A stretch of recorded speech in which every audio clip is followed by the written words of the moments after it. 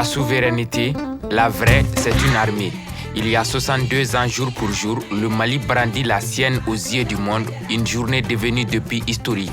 Faudrait-il les rappeler encore que le Mali avait une armée bien avant le 20 janvier 1961.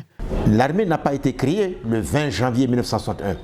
La création de l'armée malienne remonte au 1er octobre 1960, lorsque le 26 septembre 1960, l'état-major soudanais de l'armée fédérale du Mali a été baptisé état-major de la République du Mali. Et 4 jours plus tard donc, on a mis en place officiellement la jeune armée de la République du Mali. Et le premier défilé organisé par cette armée pour montrer à la face du monde et au peuple malien qu'elle a désormais son armée, ce défilé a eu lieu le 12 octobre 1960. Et la revue des troupes a été effectuée par le président Modibo Keïta en présence du ministre de la Défense à l'époque, Mamadou Madera Keïta, et les troupes étaient commandées par Tchimoukou Konaté. Le 20 janvier 1961, la jeune République du Mali, par intermédiaire de son premier président Modibo Keïta, notifie à la France d'évacuer ses soldats.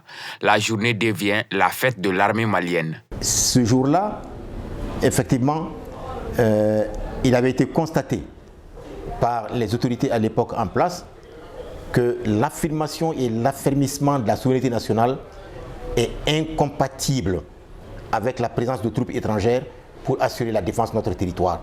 Lorsqu'il a été signifié aux troupes étrangères françaises d'évacuer notre territoire national, elles ont pris tout leur temps.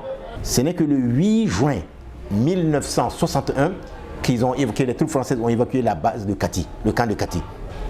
Et le 8 juillet 1961, elles ont évacué la base de Tessalit. Le 2 août 1961, elles ont évacué Gao. Et le dernier soldat français a quitté le territoire de la jeune République du Mali le 5 septembre 1961. C'est fait à partir du lieu qu'on appelle actuellement le génie militaire. Le Mali, alors doté d'une armée, va chercher à grandir. Les premiers accords militaires furent signés dans les années qui ont suivi. Les premiers accords de coopération sur le plan militaire qui allaient dans le sens de nous permettre d'acquérir des armes ont été effectués en début février 1961 à partir de l'Égypte.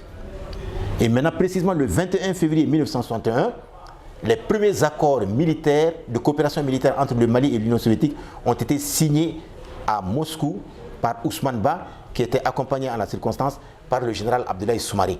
Donc c'est comme ça que notre armée a commencé à s'équiper. Aujourd'hui, autant qu'hier, l'armée malienne est un fondement de notre nation. Daouda Teguete rappelle le rôle important de la population auprès des femmes. L'armée n'a de base, de fondement que le peuple. Il faudra que le peuple malien aussi comprenne que tout ce qui doit être fait par l'armée doit être soutenu par le peuple, tant est que nous sommes en train de faire en sorte que notre intégrité territoriale nous revienne de façon pleine et entière pour pouvoir envisager des véritables actions de développement que nous ne pourrons jamais entamer aussi longtemps que la sécurité n'est pas acquise de façon pleine et entière. 62 ans après, l'armée malienne est l'une des plus respectées de la sous-région, notamment ces dernières années où elle se dote militairement et moralement, dans une guerre multidimensionnelle qui dure depuis plus de 10 ans.